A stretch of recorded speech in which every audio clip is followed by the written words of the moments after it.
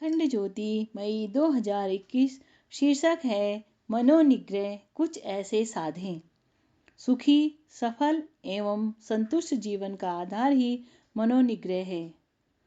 जितना जिसका मन पर निग्रह होगा उतना ही वह व्यक्ति स्वयं के स्वामी की तरह जीवन जी पाएगा।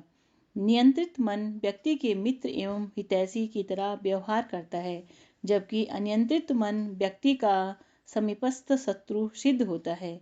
व्यक्ति को अनुचित मार्ग पर बलात् धकेलता है और तन मन के स्वास्थ्य संतुलन को चौपट करता हुआ जीवन को दुख, पीड़ा एवं अशांति की ज्वाला में झोंक देता है। इसके विपरीत मनोनिग्रह व्यक्ति को इस त्रासी से बचाता है। मन का निग्रह संभव शक्य हो सके, इसके लिए निम्नांकित कुछ सूत्रों का पालन करें। ये सुखी जीवन के सूत्र हैं। गहरे राग द्वेष, पसंद नापसंद से बचें। किसी विषय के प्रति जितना अधिक राग या आसक्ति रहती है, उतना ही इसके खोने, बिछड़ने या छिन जाने पर द्वेष या पीड़ा का एहसास होता है। ऐसे में मानसिक संतुलन एवं निग्रह कठिन हो जाता है। जितना व्यक्ति राग या आसक्ति से मुक्त होगा, उतना ही उसका मन किसी वस्तु, व्यक्ति, साधन, पद आदि के न रहने पर अप्रभावित रहेगा। इसी कारण शास्त्रों में अत्यधिक राग एवं आसक्ति से बचने की सलाह दी गई है और अनासक्त जीवन को श्रेष्ठ बताया गया है। असंयमित एवं अनैतिक जीवन से यथासंभव दूर रहें। किसी भी तरह के असंयम इंद्रियों एवं मन को बहिर्मुखी बनाते हैं, जिनमें अत्यधिक लिप्त होने पर व्यक्ति को इनकी लत लग जाती है और ये व्यक्ति की जीवनी शक्ति को निचोड़कर दुर्बल बना देते हैं तथा वह उनका कीटदास बन जाता है। ऐसे में सही गलत का निर्णय करना कठिन हो जाता है और ना चाहते हुए भी व्यक्ति अनैतिक मार्ग पर चल पड़ता है। इसीलिए संयम एवं सदाचार को आध्यात्मिक जीवन का आदर्श माना गया है, जिससे इंद्रियां तथा मन व्यक्ति के नियंत्रण में रहते हैं और एक गरिमापूर्ण जीवन जी पाना संभव हो जाता है। साथ ही एक तरफा एवं असंतुलित जीवन से बाहर निकले। व्यक्ति की एक तरफी चाल जीवन को असंतुलित बना देती है। ऐसे में व्यक्ति अतिवाद का शिकार हो जाता है एवं सांसारिक सुख भोग, धन वैभव, नाम यश के पीछे हाथ धोकर पड़ने के कारण होता है, जिसमें व्यक्ति का आंतरिक संतुलन डगमगा जाता है।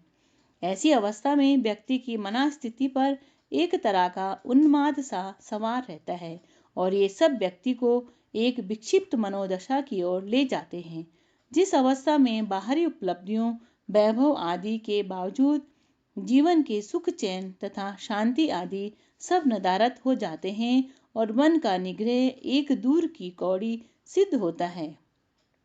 देह को अनावश्यक पीड़ा व कष्ट देने से बचे। कई लोग साधना या प्रायश्चित के नाम पर शरीर को कष्ट एवं पीड़ा देते हैं, इसको भूखा मारते हैं, इसे कड़ी ठंड या गर्मी में झोंक देते हैं। ऐसी हठ योगिक साधनाओं में शरीर अनावश्यक रूप से कष्ट पाता है और इनसे मन की साधना कितनी हो पाती है कहना कठिन है। इसकी विपरीत ऐसे कार्यों से प्रायः व्यर्थ में ऊर्जा अधिक नष्ट होती है। इसके साथ एकदम मौन या अहं केंद्रित इक्कड़ जीवन भी मन के निग्रह को कठिन बनाता है।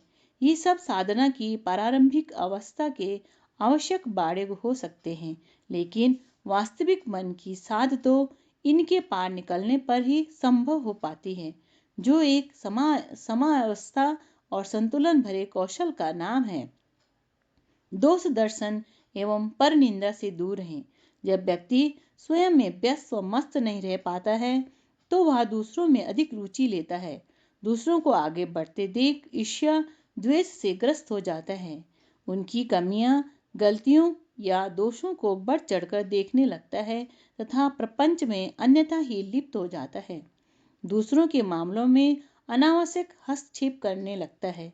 इसके साथ व्यक्ति में जानबूझकर दूसरों को नुकसान पहुंचाने की वृत्ति भी अधिक यदि पनपने लगे तो फिर मन का निग्रह दुष्कर हो जाता है और व्यक्ति का जीवन गहरी विषाद एवं नकारात्मकता के भाव से मलांत हो जाता है। ये भी ध्यान रखें कि अति महत्वाकांक्षा से हमेशा बचें।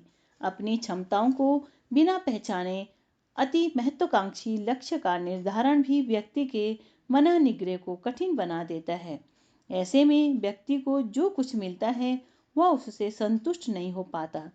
हमेशा कुछ अधिक की कामना से वह सदा बेचैन रहता है।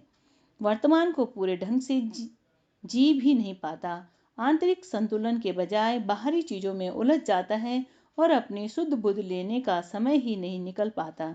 इसके साथ दूसरों के साथ तुलना, कटाक्ष और पर संपत्ति के प्रति लोभ वृत्ति भी उसमें पनप जाती है, जो मन के निग्रह को और कठिन बना देती है।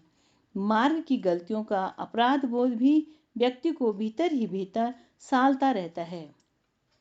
इस तरह मन का निग्रह जीवन के प्रति एक गहरी समझ और एक संयमित संतुलन जीवन की मांग करता है।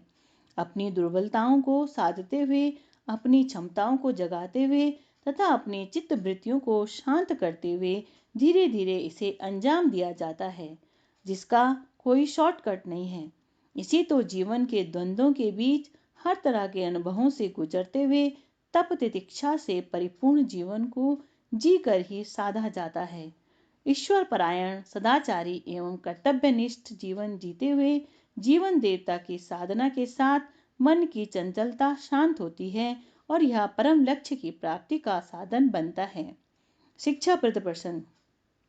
स्कॉटलैंड का सम्राट ब्रूस अभी गद्दी पर बैठा भी नहीं पाया था कि दुश्मनों ने हमला कर दिया। बड़ी मुश्किल से वह संभल पाता था कि दोबारा हमला हो गया। वह हारते हारते बचा। कुछ समय बाद कई राजाओं ने मिलकर हमला कर दिया तो बेचारे की राजगद्दी छिन गई। लगातार 14 बार मिली असफलताओं के कारण उसके सैनिक भी कहने लगे कि ब्रूस के भाग्य में सब कुछ है पर विजय नहीं, और उन्होंने भी उसका साथ छोड़ दिया।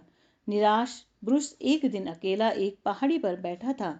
उसने देखा कि पास के पेड़ पर एक मकड़ी बार बार एक टहनी से दूसरी टहनी पर जाने का प्रयास करती, पर बीच में ही गिर जाती और उसका जाला बन जाता और उसका जाला बन ना पाता मकड़ी ने 20 बार प्रयत्न किया, फिर भी हिम्मत न हारी और अंततः 21वीं बार में सफल हो गई। यह देखकर ब्रूस की प्रसन्नता का ठिकाना न रहा और वह बोल पड़ा, अभी तो 7 अवसर और बाकी हैं, फिर हार क्यों मानो। यह कहकर उसने साथी राजाओं व सैनिकों की सेना बनानी शुरू की और एक बार पुनः पूरी शक्ति के साथ आक्रमण किया। युद्ध में उसकी विजयी हुई और उसने न केवल अपना खोया राज्य प्राप्त किया, बल्कि वह पूरे स्कॉटलैंड का सम्राट भी बना। असफलता केवल यह सिद्ध करती है कि सफलता का प्रयास पूरे मनोयोग के साथ नहीं किया गया था। राधे कृष्ण।